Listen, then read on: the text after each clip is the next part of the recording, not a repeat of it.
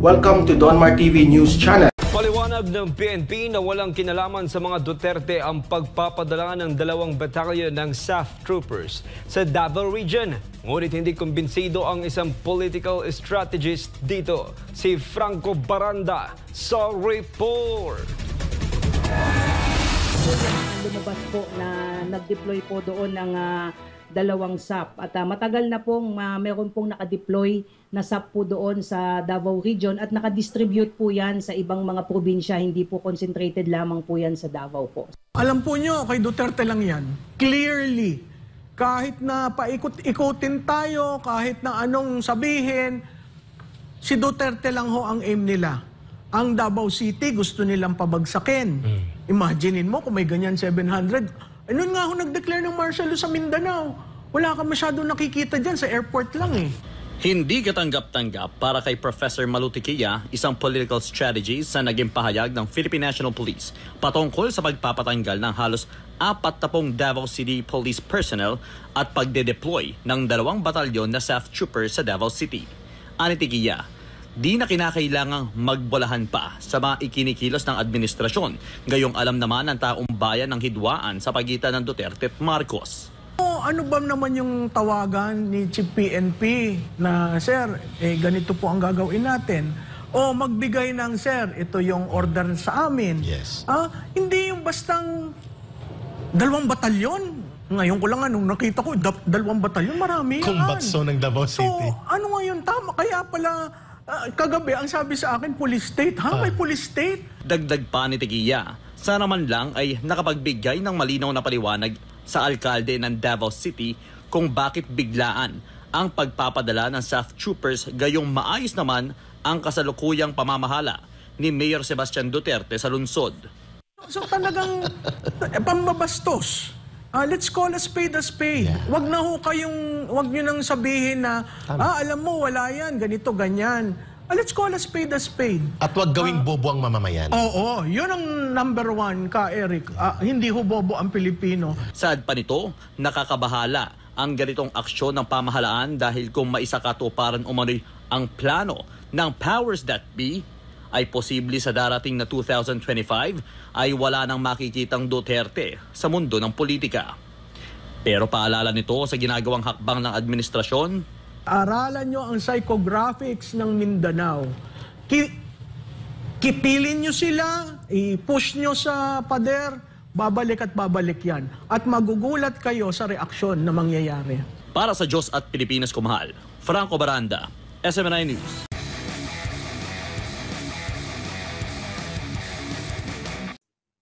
Ayan, so alam mo talaga nagbabalik tayo at syempre, maraming mga pasabog at ito bagong-bago. Actually, hindi maganda. Lahat naman ng ating mga expose dito ay hindi maganda sa part ng ating mga kababayan, ng ating mga palangga. Pero syempre, bago ang mga kaganapan, grabe, ito muna si Sendwave ay promote muna natin dahil napapakinabangan ng ating mga OFW. Mataas ang exchange rate In fairness, compare sa iba nagpadala ako kanina ng bonggang-bongga. Yan, mabilis at ligtas magpadala ng pera sa Pilipinas. Gamitin mo yung Maharlika code palangga. So you'll get $20 free credit sa iyong unang padala. Kung ikaw na sa Amerika, Europa, Canada, and UK. Alright. Si Yoli Reyes at saka si Edita Molieno, how are you? At saka si, hindi mabasa ang kanyang pangalan, si 0116. Okay daw. Ay, teka, andyan pa yung alindog ko. Ba't di namula? Okay. Yeah, si Leonardo Alday. Actually, nakakalungkot yung balita. 2 yung nagmensahe sa atin patungkol dito sa PSG or Presidential Security Group o Presidential Security Command na ngayon, mga kababayan. Nakakarimarim na talaga dahil nakikita naman sa trust rating ni Kuting na -8 dyan sa Bohol. So, babasahin natin yung message ng nakakaalam kung ano nangyayari sa Malacanang o sa PSG. So, kailangan ninyong malaman mga kababayan. So, yung aming talakayan kanina, actually, interview with Attorney Valera, I hope napanood ninyo dahil again, very interesting and masustansyang pag-uusap. Oy, by the way, thank you so much. You are 300 subscribers. So, we are across across YouTube, we're like 770 subscribers. Okay? Si Ferdinand Dulosa, nag-tricycle driver, thank you palaga. I hope sa ating noise barrage later on at makisali kayo. And yung napag-usapan namin ni Mr. Valera na No Remittance Day, June 15, natin gagawin mga kababayan. Discuss ko muna yan bago ang ating expose. So June 15 na natin gagawin para malaman ng gobyernong bangag ang impact ninyo. Kasi according to sa inyo, although iba-iba yung yung sweldohan ninyo. Yung iba daw nabasa ko kanina sa Saudi first week ba? Tama ba? First week of the month ang inyong sweldohan diyan. Sa iba naman, quincenas katapusan pa rin. Okay? Yung iba weekly. So gawin na lang natin ng June 15. And also mga kababayan, may mga nagparating sa atin na mga doctors. Okay? Ito, mga maisog doctors na nag-organize na sila. Si Ma'am Mylene Basco Tiamson. Ayan, ito ay nag-organize sila ng hakbang ng maisog. Okay? Sinend sa akin eh. Ito. Okay, sabi sa akin ni Ma'am Mia Miranda, Miss Maharlika, good day. Please mention po sa inyong broadcast about this group that my friend and colleague has created on Viber, Maisog Doctors. Based po ito sa Pilipinas, a group of doctors that love the country and is loyal to the country and the people. Yeah, created by Dr. Mylene Basco Tiamson. Nako, thank you ma'am. Sana tuloy-tuloy na po ang inyong pag-organize all over the world.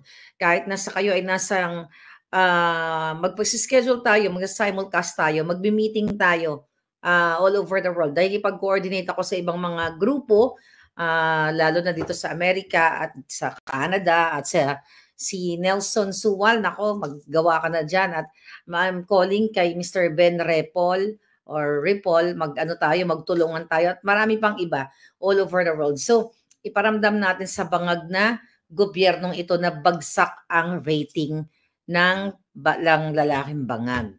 So mga kababayan, meron na namang sinuspend, di ba, without due process, mayor ng Bohol. Ang Bohol, ito pangalan niya. Ayan. Governor pala. Si Governor Erico Ares Aumentado.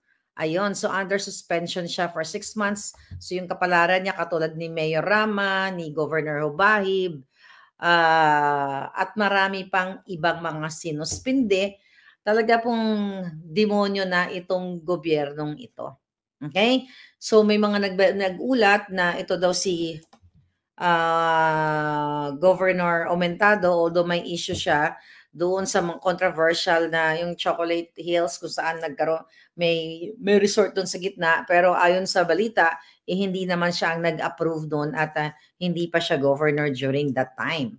So, well, alam naman natin na ang demonyong gobyernong ito ay lahat ng associated kay Duterte ay tinatanggal niya, pinahihirapan niya, at lahat ng mga kritiko gustong gurgurin.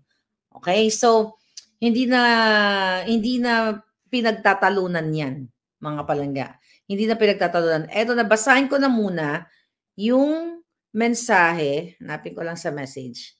Okay? Ang mensahe sa akin ng, I don't know kung sino siya, basta kamag-anak siya ng PSG. Alright? Ito. Dalawa actually ang nag-message sa akin. Thank you for fighting. Ito ba siya? Sana. Okay. Ito sabi sa akin, ano araw ba ngayon? This is New Wednesday. Hello, Miss Maharlika. Natutuwa po ako. Patuloy niyo pong pagkalampag sa gobyerno. Alam niyo po ba sa PSG, ang dami pong na-relieve. Kaya madami na pong nag-file ng early retirement at nag-resign na po ang karamihan. Ngayon lang po nangyari na tinatanggal ang mga PSG kapag galing sa panahon ni Pangulong Duterte. Pinapalitan po sila pag galing kay Pangulong Duterte. Napakawalang puso. Sana mabilis na po ang pagkawala ng mga jutang ginimes sa palasyo. Okay, ilang taon, from PSG, ilang taon na po kami sa PSG. 2 pangulo na po ang dumadaan sa amin. Pero hindi po kami tinatanggal. Ang mga tao po sa PSG ay tuloy-tuloy ang pagtatrabaho kahit nung panahon ni Noynoy at panahon ni Pangulong Duterte. Ngayon lang po sa panahon ni Marcos Bangag Jr. na kapag nalaman na ikaw ay galing sa panahon ni Duterte ay pag-iinitan ka o tatanggalin ka. So ang message ko naman sa kanya, kahapon pa ito Wednesday ba? Ano ba ngayon? Anyway, sabi ko, hello po, ano nangyari? Sabi niya, nalulungkot lang po kasi ako kasi ang dami nang napapalitan na tao sa PSG.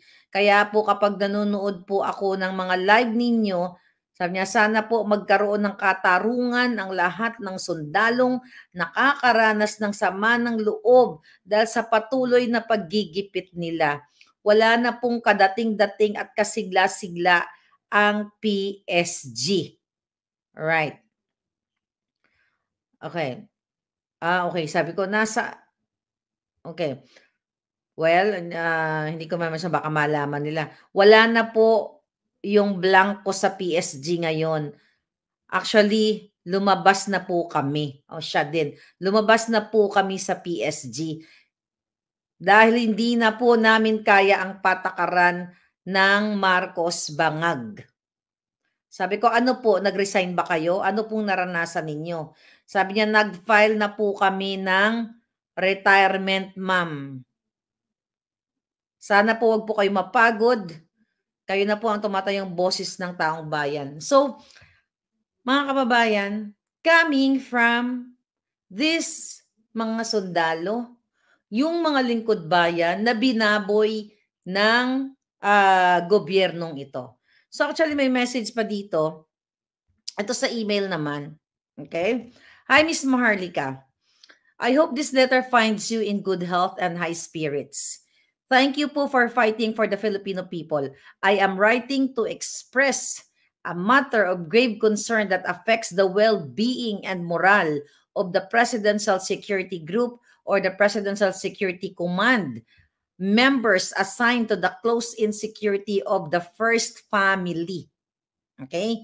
The PSG personnel have been subjected to treatment that is both disrespectful and abusive, sabi niya, which undermines their dignity and professional responsibilities, specifically the following incidents po. Shouting and disrespect of the First Lady, Liza Araneta Marcos, and the other members of the First Family.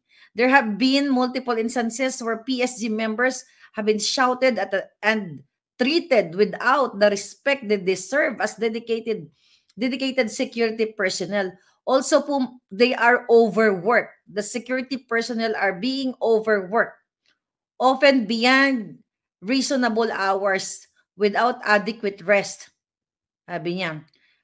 And also inappropriate activities of the First Family and their associates have engaged in excessive partying, halos gabi-gabi po, alcohol consumption, and other inappropriate behaviors in the presence of PSG personnel. Wala po talaga silang kahihiyan.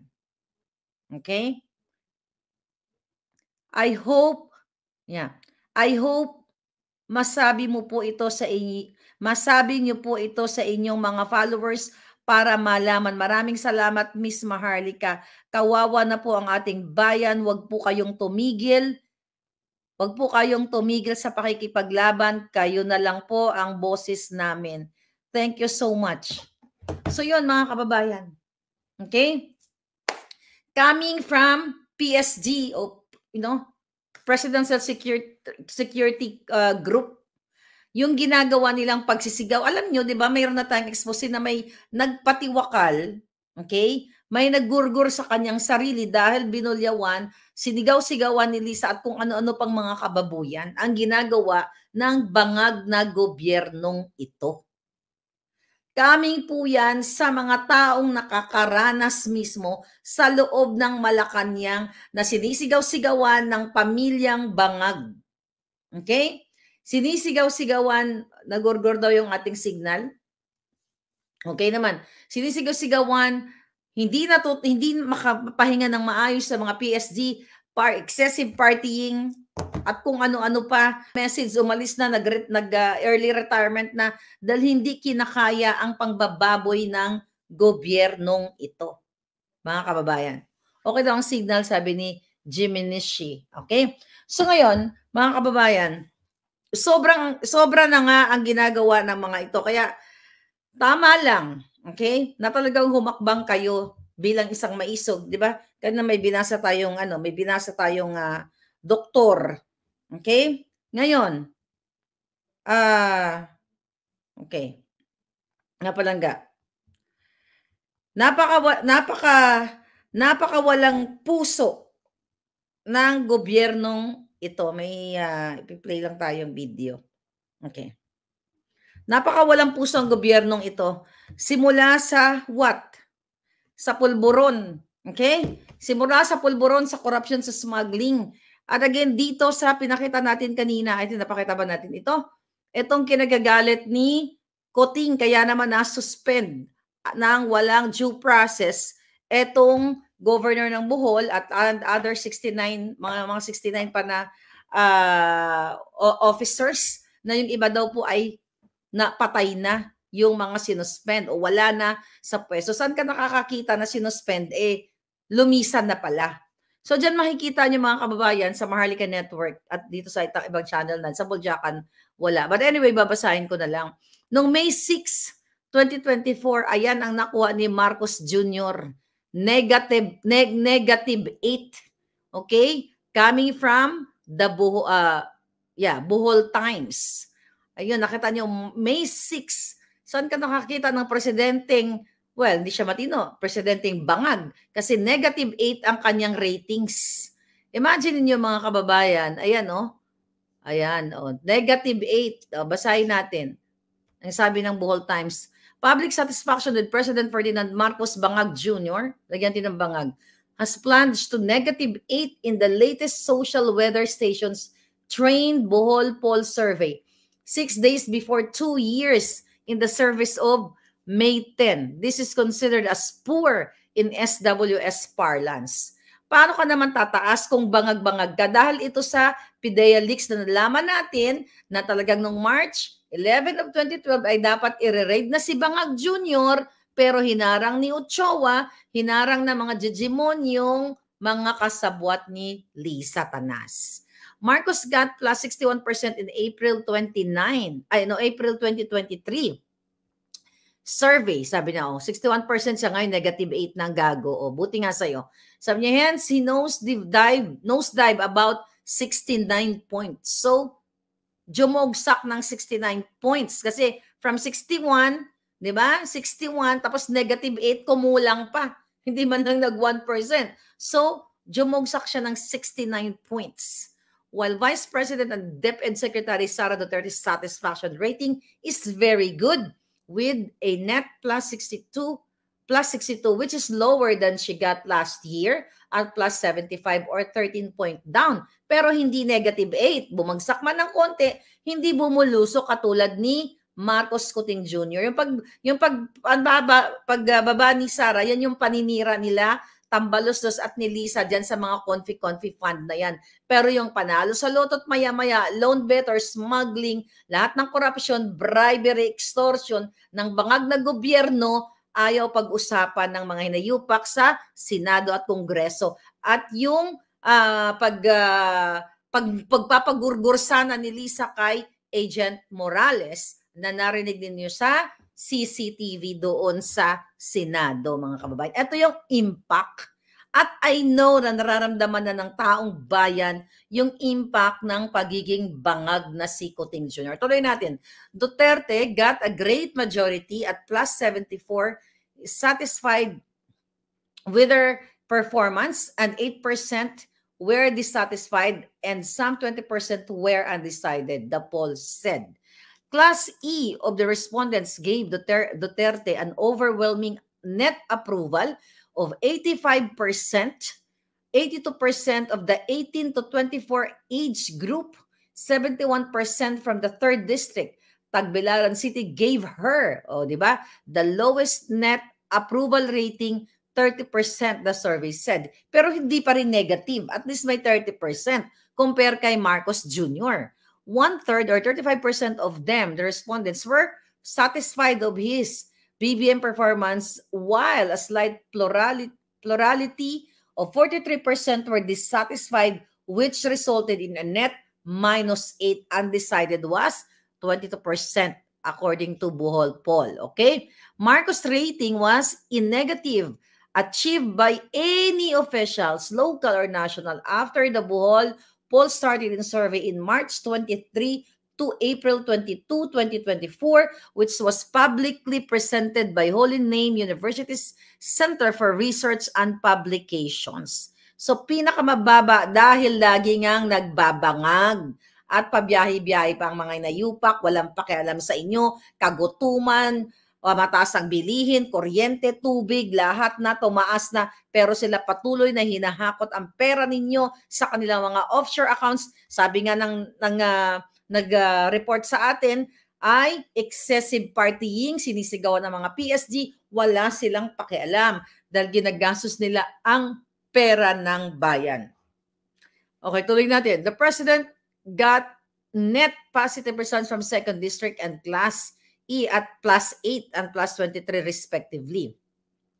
The rest of variables are all in the net negative, and the highest from urban at -24 and the lowest is -1 from the age group 16 to 24 years old. Yan. The public presentation was held at the Holy Name University Secondary Audiovisual Hall with Acting Vice President and Administrator Brother Mark Paglinawan. SV University, siguro hindi nagpapabayad tong taong ito, no? Kaya, totoo yung kanyang rating, mga kababayan. Kaya totoo ang rating ng tawag dito ng Kuting. So ngayon mga kababayan, mas malupit yung sinabi ng ating sender na grabe ang ginagawa sa PSG. Ano bang ginagawa ninyo, sir, mga ma'am? Binababoy kayo ng gobyernong bangag. Imagine mo, nagre-retire. Nag-early retirement. Di ba? Nag-early retirement. Okay naman yung signal natin. Okay, mga jotang genimis tong mga mga alagad ni Satanas nandito eh. Hayaan mo na yung mga alagad ni Satanas. But anyway, sabi ni Elma Baalan from New Zealand, waiting, mag-ano po ka dyan, mag-organize kayo ng inyong hakbang ng maisog. So mga kababayan, kailan pa kayo magsasalita, mga PSD? Yung pamilya nung nagpatiwakal dahil sa binaboy din ni Lisa, itong inayupak na babaeng tong Adictos Benedictus, mga ngamkam, manggigipit, manggugurgur, mangingidnap, smuggler. Wala nang ginawang matino, kundi babuyin ang ating mga magigiting na sundalo. At ngayon, iharang pa kayo sa bang. Di ba? So, kumilos na kayo. Ano pang ginagawa ninyo? Imagine nyo, this is not about Duterte. Hindi ito tungkol kay Duterte. Ito ay tungkol sa usaping panglipunan, usaping bayan. Si Pangulong Duterte, na-enjoy na yan yung buhay niya. Ginigipit lang siya nitong mga bangag na ito na walang utang na loob. Pero higit sa lahat, ang pinag-uusapan natin dito, paano ginigipit, tinatanggalan kayo ng hanap buhay. Katulad ng mga mayors and governors na sinususpend nila. Katulad nitong na walang due process, na hindi nagpaliwanag kung ano ang nilabag mo, anong violation, katulad ng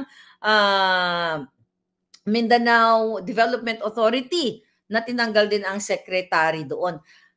Imagine niyo once na ito yung red tagging, itong tunay na na red tagging talaga na kapag na-associate ka kay Duterte o dati kang nag-work kay Duterte, ano naman kinalaman ng mga PSG? By the way, ano ang kinalaman ng PSG kung sila ay naglingkod kay Pangulong Duterte nung panahon niya? Sabi nga ng sender natin, ang ating puting ahas, even panahon ni Noynoy ay nandoon na sila. Then, inabsorb lang sila nung panahon ni Pangulong Duterte. Kasi gano'n naman yan. Alangan naman pag nag-change ka ng government, tatanggalin mo lahat ng sundalo at pulis na kailangan magbaw sa'yo, di ba? O mga PSD, hindi po pwede yun. Kasi itong mga PSD na to, itong mga sundalong ito, ginagawa lamang yung trabaho nila. Bakit? Kasi ang gusto ng hinayupak na bangag ito at Lisa Tanas na ito na aayunan sila sa kanilang mga pulboronic activities. Yung kanilang mga pumpyangan, tsoktsakan, orgihan o swing, mga swing-swing dyan sa Malacanang, ang mga bumababoy dito sa bayang Pilipinas. Kaya kung hindi kayo kikilos, again, hindi rin naman ako titigil para palalanan kayo. Dapat hindi tayo mapagod. May mga moment akong ganyan. May mga moment ako nagigil ako sa mga ginagawa sa inyo, pero hindi.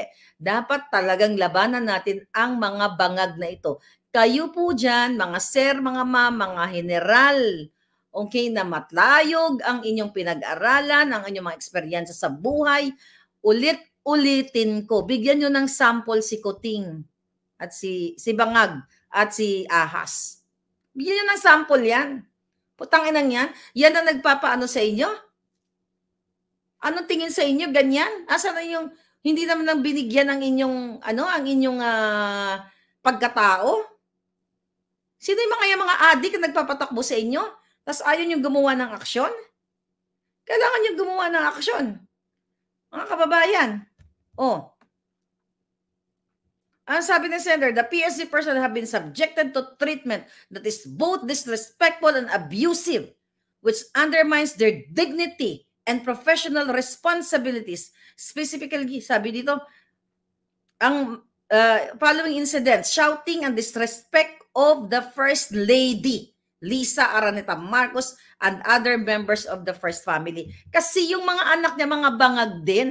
Di ba? Ang sabi ko nga sa inyo, sabi ng kilala kong designer, ang nagsusupply ng pangsinghot ng pulburon kay Bangag at kay Lisa Marcos, yung si pangalan, di ko alam kung anong apelyido niya, si pangalan ay Joji. Yan daw ang nagsusupply ng polboron kay Lisa at sa mga anak niya. Kaya no wonder, mga sir, mga ma'am, ganito po ang trato sa inyo. Wala silang pakialam sa professionalism, hindi nila alam kung anong ibig sabihin ng dignidad. Kasi wala silang ganun. Diba? Dahil mismo ang nakapaligid na sinasabi ni Lisa na bunch of gay people, mismo ayon sa kaibigan ko dati, ayun ang nagsusupply ng polboron sa kanila, mga palangga. Yes, sabi ni Dexter, congratulations, -8. Correct, mga palangga. O, di ba? -8 ang hinayupa. Ngayon, recently, di ba? Pumunta yung mga... ito. Pakinggan mo. Ito muna. Kaya nang sinabi ko, mula nung umupo si Presidente Duterte, hanggang sa ngayon nakapangisda kami. Ngayon lang po nangyari muli, nung May 13, ngayon pong taon lang na nangyari ulit po na nang-haras po sila. Kung kayong masabing kayo mag-iisda, dahil sinasabi ko lang po ang salubin namin kayo mag-iisda. Hirap po kami, hindi po sapat ang ayuda. Malayang mangingisda lang po ang kailangan namin. Marami po salamat. Kapag eleksyon, kilala mo kami. Kung dati sa problema, hindi kami kilala. Paano po? Ito po, bilisahan po. Alam na, nakakaiyak, no? Nakakaiyak yung mga mangingisda. Pinuntahan sila doon ng mga hinayupak na mga kongresistang ito, binigyan sila ng ayuda ng magkano, 3,000, 5,000, 10,000. Ang ibang sabi sa kanila, hindi nila kailangan ng ayuda. Kasi 3,000, 5,000, ilang araw lang yan, mawawala na yan. Paano pambayad na sa kuryente? Pambayad pang-aral ng mga anak na. And it's true. Ang gusto nila, yung mga malaya silang pangingisda. narinig niyo mismo sa mangingisda. Nung panahon ni Pangulong Duterte, malaya silang mangingisda. So pinifake news kayo ng bangag na presidenteng ito na sinisisi ang Pangulong Duterte sa gentleman's agreement na kaletsihan nila. Kasi gusto nga kayo isalang ng bangag na gobyernong ito sa gyera sa bang sa China. Mismo ang mga magsasaka. Magsisinungaling ba yung mga yan? Magsisinungaling ba yan sa harap ng mga judge mo, ng mga kongresista? Na nung panahon ni Duterte, ni Pangulong Duterte, malaya silang nakapangisda. Sa panahon ni Kuting, hindi sila makapangisda. Kasi ba ano? Dahil gusto ni Kuting, imbes na magkaroon kayo ng kabuhayan ng mga mangisda, kayo ay isasabak sa gera o gusto niya kayong matsugi at mabura kayo sa mundo. Di ba? Para sa kanilang advantage, sa kanilang pamilya lang. Kaya nga tinanong natin si Attorney Valera kahapon, kanina, kung ano yung ano niya dito, tingin niya dito sa nangyayari dyan sa West Philippine Sea or South China Sea. At ang sabi nga niya, bilang isang international lawyer, na dapat laging nasa neutral lang at dapat diplomacy. Which is yun ang sinabi ni Marcos Jr. Pero wala nang pakialam si Marcos Jr. kasi gusto niyang magpalakas dito sa bansa ko. Para what? Para hindi siya madurog o hindi siya whatever, hindi siya mapahiya dahil sa kanyang pulburon? No, Marcos Jr. Kakarayin ko kayo dito at kakarayin kayo ni Distressed Mother sa United Nations sa pagiging kidnapper ng asawa mo. Yan ang isaksak nyo sa mga bangag nyong jutak. Dahil hindi kayo makakatakas. So by the way, balik tayo dito sa mangingisda. Tuloy natin. Paano po? Ito po, dilisahan po. Hirap na hirap po kami. Hindi po sapat ng ayuda. Malayang pangingisda lang po ang kailangan namin. Marami po salamat. Kapag eleksyon, kailangan mo kami. Malaya lang ang pangingisda na gusto nila. Hindi sila natutuwa sa ayuda. Ginagawa mo lang bangag, tambalos sa mga hinayupak kayong lahat. Yung ayuda-ayuda na yan, pahawakin nyo ng pera yung mga fishermen, yung mga mangingisda, para kunyari gumagawa kayo, uy, binigyan ng tig 3,000, tig pa 5,000 ito mga magsasaka or yung mga mangingisda. Para gamitin nyo, exploit ninyo na kunwari marami pang sumusuporta sa inyo. Pero hindi, -8 ka na nga sa survey, Marcos Jr. Kaya wag mong gagamitin yang ayuda dahil hindi nyo pera yung mga hinayupa kayo. Instead of livelihood program, sustainable program, economic prosperity ang ibigay ninyo at mga trabaho sa taong bayan, yung mga ayudang sinabi mo na rin mismo dito ng mga fishermen na ito ay band-aid solution. Pakinggan natin. Ano pang sinabi niya? Paano po? Ito po, dilisahan po. Dilisahan po. Sinasabi ko, sasalubin ko po. Dilisahan po ako. Aminin lang namin po, maparalan namin yung mga anak namin. Masaya na kami. Hindi namin tugtog po sa marami pera. Yan. Ang gusto nila, mapaaralan ka lang yung mga anak. Sa harap ng mga congressman ito. Akapal ng mukha niyo mga kongresista. Di ba? Wala kayong awa dito sa mga magningisda na ito. Samantalang kayo ang oportunidad na para sa kanila, binubulsa nyo, binabayad nyo sa mga jubetski nyo, pinabibili nyo ng bahay sa ibang bansa. Ganun kayo kahalang ang kaluluwa at lahat kayo may katapusan. Mga inayupa kayo. Ito pa. Sana po, ang hiling namin kayo ng isda. Tulungan nyo kami. Hindi naman po kami tamad na isda eh. Alam mo, sa totoo lang, umiiyak nakakalungkot. Di ba? Hindi daw sila tamad. Tulungan lang sila magkaroon ng oportunidad para makapangisda. Gusto niya bang gera ang ibibigay sa inyo eh. Gusto nila bang. Kaya kailangan niyong magsalita, kailangan niyong makisama, kailangan niyong humakbang bilang maisag. Ito si Sir. Kitang-kita mo na sa harap-harapan ng mga kongresistang mga yawa, sinasabi niya na, kilala niyo lang kapag election. It's true. Kasi katapos ng eleksyon, yung pera ng bayan, binubulsa. Pinangbabayad di tambalos sa pagbabribe sa chacha na yan, sa charter change na yan. Pinambibili ng mga Hermes, pinambibili ng mga pang-shopping ng mga askabet at asawa ng mga politiko, maartista man o hindi. Ang pera ng taong bayan, kailangan nyong humakbang bilang maisog. Dahil pupulutin kayo lahat dun sa bang pag hindi nyo pinigilan si Marcos Jr. na ipagpatuloy yung kanyang kajuangan, ang kabangagan ng pamilya niya, pati mga anak niya bangag. Dahil mismo sabi ng aking designer friend na yung anak niya ay sumisinghot.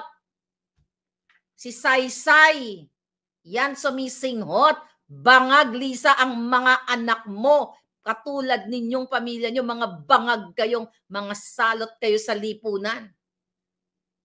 Ay, nayupa kayo, hindi na kayo naawa sa mga mangingisda. What do you expect, mga kababayan? Si Martin Araneta, si Tambaloslos, dyan sa Bureau of Customs, lahat yang halos dyan ng mga tinalaga ni Lisa, sila Rubio, kasabwat sa smuggling, agricultural smuggling. Kaya hindi po aahon ang buhay ng ating magsasaka during the bangag administration.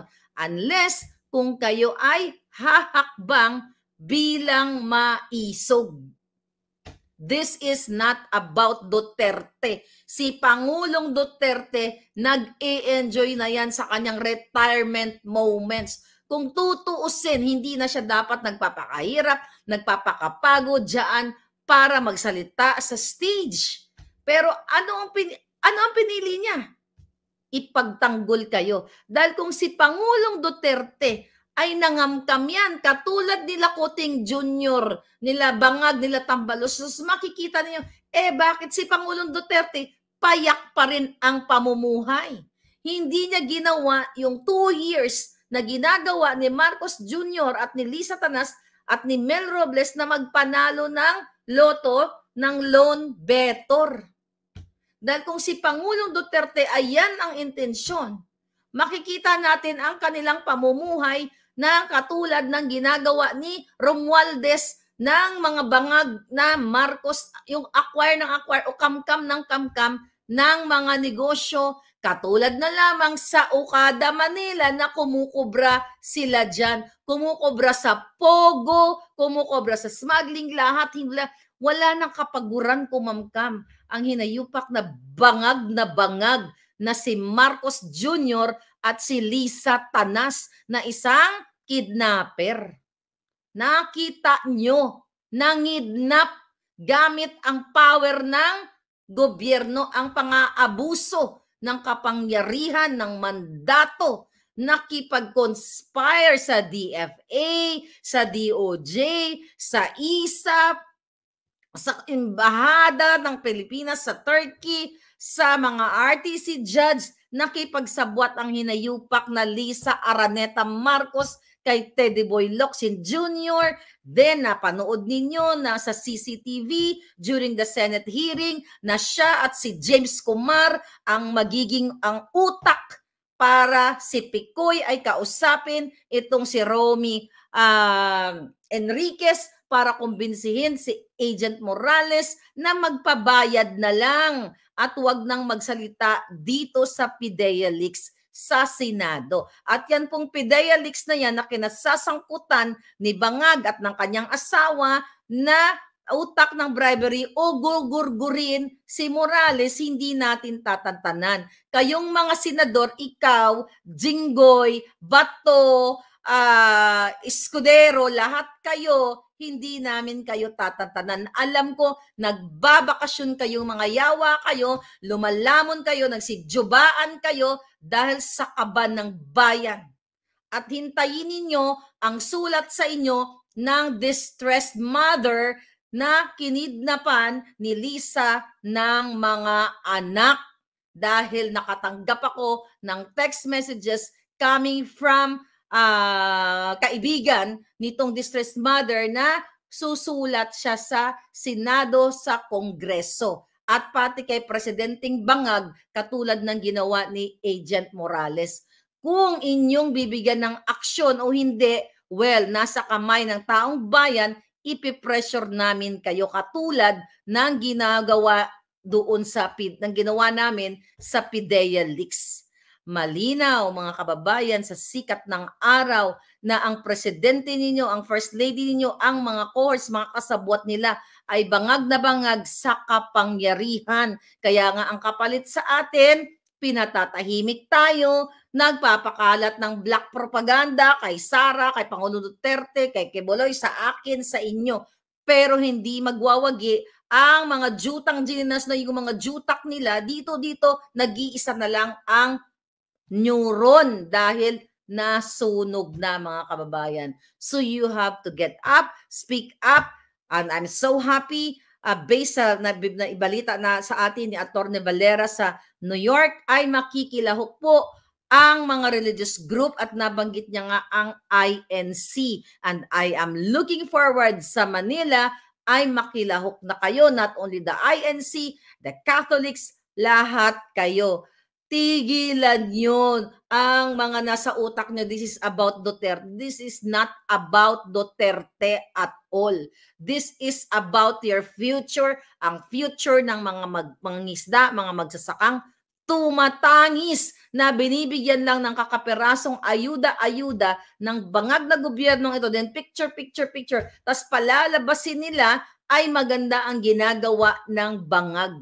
Paano naging maganda ang pagbigay ng ayuda ng 3,000, 5,000? Kukupitin pa ni Pinky Romualdez, kukupitin pa ng DSWD, kukupitin pa ng mga letse na ang press release nila 5,000 kunyari o 10,000, tapos ang ibibigay 1,000 lang. Papipirmahin ang mga kawawang magsasaka, kawawang mangingisda. Di ba? O ito, pumirma ka dyan, kunyari nakatanggap ka 10,000, tapos hold upin nila. You know what I mean? Pag pirma, hold up, balik mo sa akin yung 5,000 o 9,000. Ganun po kabangag ang gobyernong ito. So gusto kong sabihin sa inyo na kaya kayo hindi kumikilos dahil what? Dahil si Sara ang vice president? Hindi nyo alam kung anong mangyayari. Kung ano ang mga mangyayari. Ang dapat isipin ninyo na kayo ay against sa bangag na gobyerno na ginigipit kayong lahat.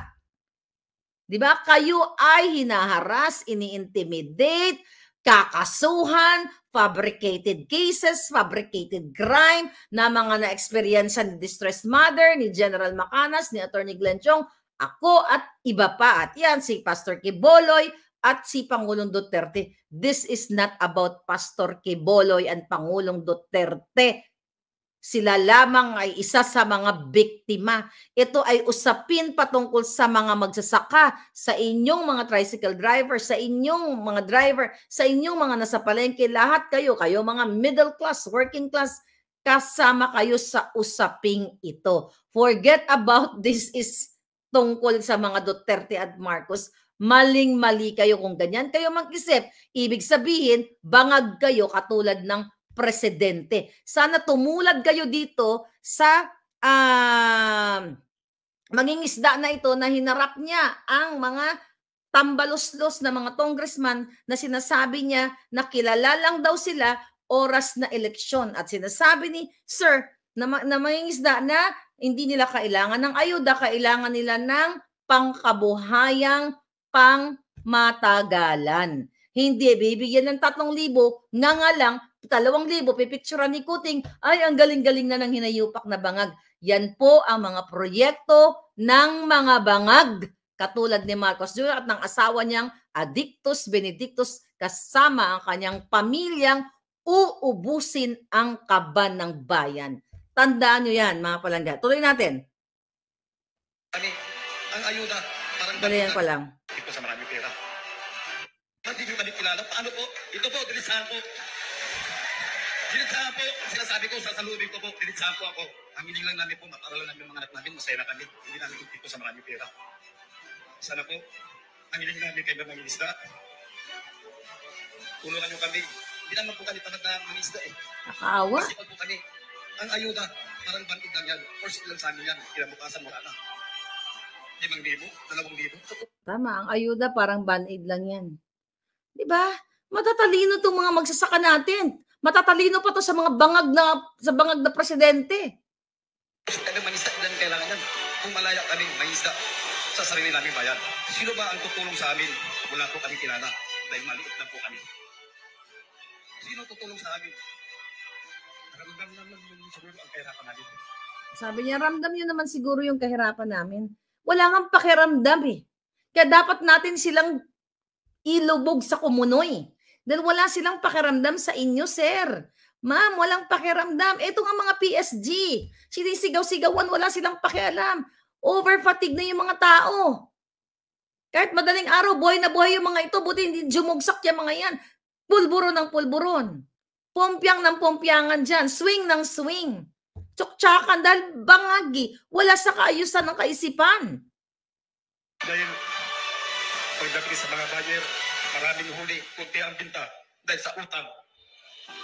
Maraming kita, malaman yung babayarin. Bigas, kurinti, tubig. Paano na? Pinanganak po kaming mahirap. Sana naman kahit kunting ginawa lang sana po. Maranasan din namin kuminhawa kahit kunti lang. Alam mo, nakakalungkot, ano? Kalooy talaga. Gaano kasakit sa inyo. Kaya nga kayo mga OFW eh. Umaalis kayo, di ba? Dahil binibenta nyo na lang ang inyong mga kalabaw, ang inyong mga sakahan. Dahil sa jutang din ng gobyernong katulad nitong bangag na ito. Wala na kayong patutunguhan mga palangga. Hindi ako nagpapaka-negative, pero pagpapabayaan ninyo ang bangag na mamumuno sa inyo, magiging zombie na pati mga anak ninyo pag uwi nyo ng Pilipinas. Why? Kasi abot kaya na ang pulburon. Hindi yung bilihin ang abot kaya. Abot kaya na ang drogay. Okay? Na isisasaksak sa mga utak ng mga anak ninyo na imbis na mag-aral, dahil wala kayo dyan, mahina ang panglaban ng mga bata sa temptasyon na ganyan at available na right there and then sa kanilang, sa kapitbahay dahil pinapayagan na ng gobyernong ito na magkalat ang droga ng 3-5 dahil sila mismo ang manufacturer. Si Lisa mismo ay kasabwat ng manufacturer. Yung mga pinalaya, okay, na absuelto na si Sayarot, nahulihan yan na nagluluto ng pulburon sa Ayala, Alabang. Pero absuelto ni hindi nga nakulong yun eh. Binigyan pa ng security. So kaya talagang ang impact nito sa lipunan, ang mga anak ninyo na naiwan ay magiging bangag na pag-uwi ninyo. I'm sorry mga palangga kung kayo ay nakakaranas nito. Pero ito po ang larawan ng pulboronic government. So kailangan ninyong humakbang bilang may isog. Saan man kayo naroroon, kayo man ay 10, 20, 50 na magkakaibigan, kailangan po ninyong magpakita ng pruweba na kayo ay humahakbang. E-message nyo lang ako sa aking Facebook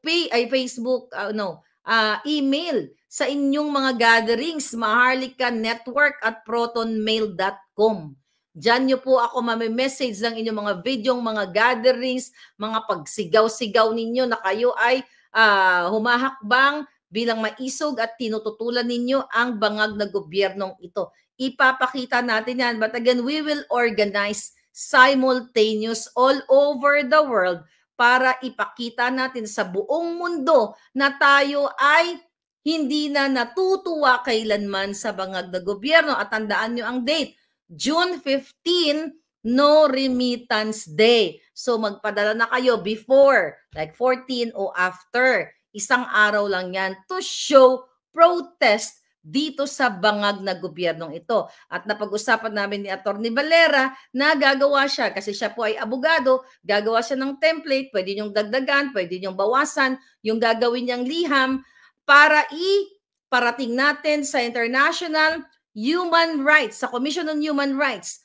na ipapaliwanag doon kung gaano o ano-ano ang mga ginagawang panggigipit ni Marcos Jr. magsimula sa mga governors, sa mayors, kay Maharlika, sa kay Macanas, kay Glenn Chong, sa inyo, at sa iba pa. Sabay-sabayin natin. And also, i-email natin, ipa-flash natin. Pag nagawa niya na yung letter, ipa-flash natin sa mga international media. So, copy-copy paste na lang, then shoot para malaman nila. Kung sa Amerika ka, lahat ng mga, lahat ng mga istasyon ng telebisyon o mga newspaper, you do that. Kung ikaw ay nasa Europa, nasa Canada, gawin natin. Kailangan natin ipaalam sa buong mundo dahil patay na po ang mga media sa Pilipinas. Ayaw nilang iulat. Walang pakialam yung mga ginayupak na yan kasi it's all vested interest. They're not for the people, but they're there for their business. Walang pakialam o yung iba takot o yung iba, karamihan, ay nakatanggap ng payola. So, yan, Maharlika Network at protonmail.com. Diyan tayo magtulong-tulong mga kababayan. Kailangan nating ipaabot, I'm doing my part. Okay? Later on, i-announce natin kung ano yung mga hakbang bilang isang maisog na Pilipino ang ginagawa ko dito para maiparating ko dito ang ginagawang panggigipit sa akin at sa ating lahat dito sa Amerika. Alam ko malakas ang loob ni Kuting Jr., ni Lisa dyan dahil napapakinabangan siya ng bansa ko dahil what? Ang sabi nga ni Attorney Valera sa kanyang opinion na maaaring mayroong kinatatakutan si Kuting dito na tutugisin siya ng Amerika. In the first place, may warrant of arrest yan dahil sa pandarambong. Diba? Hindi lang nga lang yan maaresto dahil nga presidente. Pero ako dito sa Amerika, kakarayin ko ang mga ginagawang panggigipit sa akin, panggigipit sa inyo dito. So you do your job. You do your part, brother. Kahit saan man kayo naroroon. So antayin natin ang template ng sulat natin sa Commission on Human Rights. Wala na. Mga human rights din sa Pilipinas, wala na silang kwenta. Tignan mo yung advocate ng yung mga what do you call that? Yung kinabibilangan ni Kumar, 'di ba? Na siya ay secretary pa sa doon sa mga can you comment there? Okay mga pala, medyo bangag na ako ngayong araw na to sa kape. Then Scorpion, anong kinabibilangan ni Kumar na organization? Anyway, tumatahimik na sila. Wala na silang pakialam sa inyo. Kasi ang intention ng gobyernong ito ubusin ng VACC. Yeah, thank you for helping me. VACC. Okay? Violence against crime and corruption. Tignan mo. Ganyan ang way ng mga sindikato. Kunyari, magmi-member dyan para mahawakan nila sa liig. Tignan nyo, nasa ng VACC. Wala. Kasi hawak na nila yan. So wala na tayong kakampi. So ang gagawin natin, global effort. Sabihin po ninyo sa mga boss ninyo, sa mga anak ng boss ninyo, sa mga amo ninyo, kung ano ang nangyayari sa ating bayan. I am doing my part, nilalabanan ko sila sa Korte ng Amerika. Si Lisa Marcos, si Bangag Jr., si Sandro, si Tambaluslos po ang bida sa aking declaration dito sa Amerika. So, gawin natin lahat, magtulungan tayo, lulubog natin sila sa kumunoy, wawakasan natin to mga hegemonyong ito. Anyway, ito pa mga palangga. Okay, recently, yung kabangagan ni Kuting, di ba? Talo pa si Noynoy. In fairness, si Noynoy noon, ang dami natin sinabi, totoo naman lahat ng sinabi natin, pero natalbugan ni Marcos Jr. si Noynoy. Si Noynoy maintindihan mo kasi may problema eh. Ipinilit lang may problem eh. Eto si Bangag, well, problem na rin kasi nasunog na yung neurons eh. Diba? Kaya talagang mas bangag siya. Diniscredit ang Pangulong Duterte na wala daw ginawa sa Tacloban, zero, nada. But you know what, bago ko i-play yung video, no? Parang sa inyo yung audio. I'm so proud of Sebastian Duterte kay Baste. Alam ko kasi, ang daming nagka-crush dyan kay Baste. Ayoko nang sumali. Di ba? Ayoko nang sumali. Parang maging matrona naman ang datingan natin. Pero na-amaze ako kasi nakita ko yung picture ni Baste doon sa Tacloban na kung saan 24 years old lang siya during the time. Volunteers Against Crime and Corruption. Yeah, what did I say? Yeah? Violence. Oh, yung ganun talaga, slip of the tongue. Ganun talaga. Ang importante nandoon yung against crime and corruption. So, Maisog. Oh, Maisog, Vancouver. Yes, Sandra Palangga. At Charlene, please join sa ating lahat sa Vancouver. Lahat mag-create na kayo, mag-organize na kayo. But anyway, baka makalimutan ko si Basti. So nakita ko, i-compare ko lang si Basti at sa mga anak ni Kuting Jr. Alam mo, ang mga Bisaya, no, yung mga Tagalog, ang mga Tagalog, ang mga Bisaya, Ilonggo, basta mga Bisaya, waray-waray, cowboy talaga yan eh. Unless na lang kung magpaka-alta-alta ka. Pero dun sa nakita ko kay Basti sa litrato niya na nagbubuhat siya ng mga victims, ng mga cadaver during that time. Ibig sabihin, ang batang ito, yung batang yun, nung time na yun, that was, halos anak ko lang siya yung edad niya nung time na yun eh, di ba? Yung batang yun ay nakita mo yung pagiging tao niya at hindi siya nag-iinarte na sumama sa kanyang ama. I don't know kung sabay sila ni Pangulong Duterte nung time na yun. Di ba? Na tumulong doon. Yung mga anak ni Marcos Jr. na pakonyo-konyo na very royal daw, na mukha namang surot. Tingnan mo si Sandro, bang surot na pinirat.